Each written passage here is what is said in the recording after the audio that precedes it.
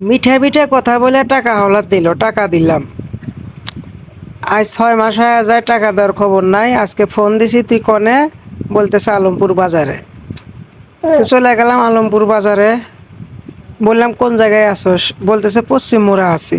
পশ্চিম মোড়া ধীরে ধীরে ধীরে ধীরে হাঁটতে হাঁটতে পশ্চিম দিকে যাচ্ছি। আপনারা দেখতে পাচ্ছেন পশ্চিম মোড়া যেতেছি, যে দেখি ওই জায়গাও নাই। ফোন দিই, ফোন ব্যস্ত দেখায়।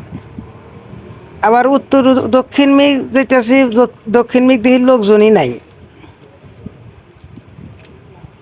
পশ্চিম দিকে তো নাই লোকজন, খালি দোকানদার খালি।